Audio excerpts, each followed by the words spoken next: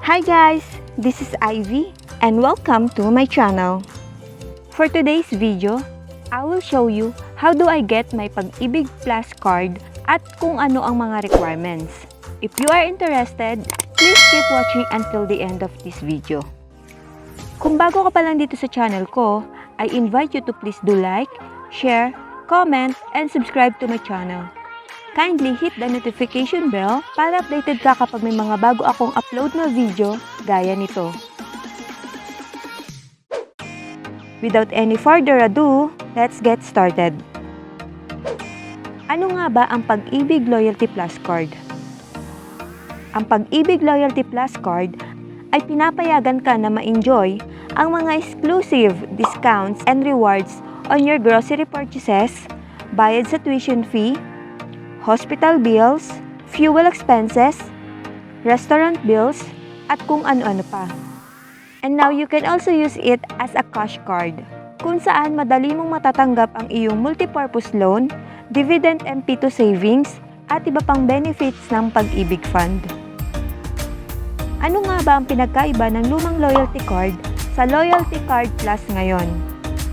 Ang pinagkaiba po ay mas upgraded na ang bagong Loyalty Card Plus dahil aside from discounts na maaari ninyong ma-avail sa mga accredited partner establishment nationwide, ay magagamit po ninyo ito bilang cash card na kung saan makikredit ang inyong proceeds kapag nag-avail kayo ng short-term loan, provident benefits claim, at MP2 dividends.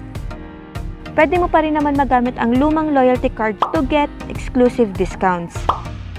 Okay guys, let's proceed to application. Step 1. Download the Pag-IBIG Loyalty Card Plus form. Ilalagay ko sa description box yung link. Pwede ka rin naman humingi ng form sa mismong Pag-IBIG Fund branch. Make sure you also bring your own black pen at ready with photocopy ng valid ID if ever nahanapan ka. Guys, itong may mga check ang mga important details na dapat nyong sagutan. Step 2. Pumunta sa pinakamalapit na Pag-IBIG Fund branch sa area nyo.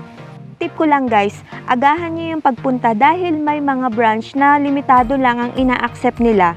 Let's say 100 to 150 lang ang ina-allow nila na applicants per day. Ito yung mga requirements for Loyalty Card Plus. Make sure ikaw ay active member. Have paid at least one contribution in the last 6 months prior to the application. Next, must have at least one primary valid ID, email address, and contact number. Guys, required ang email address.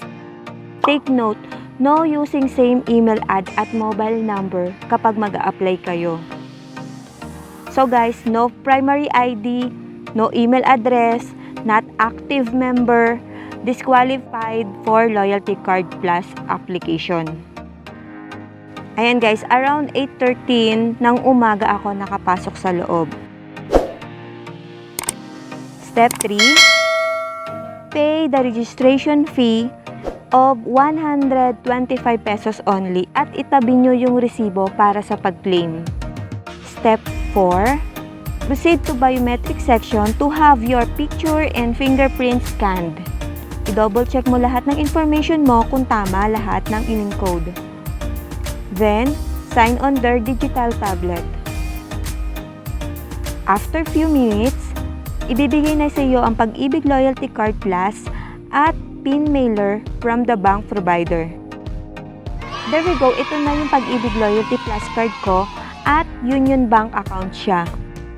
Since ang Loyalty Plus card na meron ako ay powered by Unionbank, pwede na natin ma-access ang basic debit card services, gaya ng withdrawal from any ATM and cashless payment through BankNet at Visa Point of Sales o POS system worldwide. Pwede mo rin ito i-register sa Unionbank online para ma-enjoy mo yung 24/7 banking like account viewing, fund transfer to other bank accounts and wallet, sending money through remittance center, buying loads, bills payment, at mobile check deposit. Sa next video guys, ituturo ko sa inyo kung paano mag-register ng Unionbank online gamit ang Pag-IBIG Loyalty Card Plus. Now, ipapakita ko naman sa inyo kung paano mag-change PIN ng ATM Loyalty Plus card. Okay guys, dito mo makikita sa PIN mailer ang temporary password ng ATM mo. I-enter ang PIN number na makikita mo dito.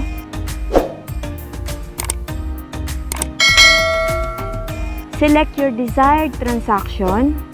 Click Other Transaction. Then, click PIN Change. Now, i-enter mo na ang 6-digit number na madali mong matandaan. I-re-enter muli ang PIN number.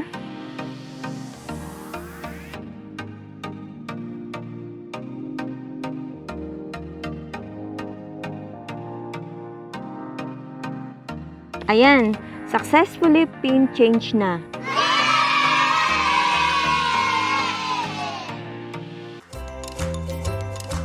Kung nakatulong sa inyo itong video, please don't forget to like, share, subscribe, and hit the notification bell. Thank you and God bless everyone.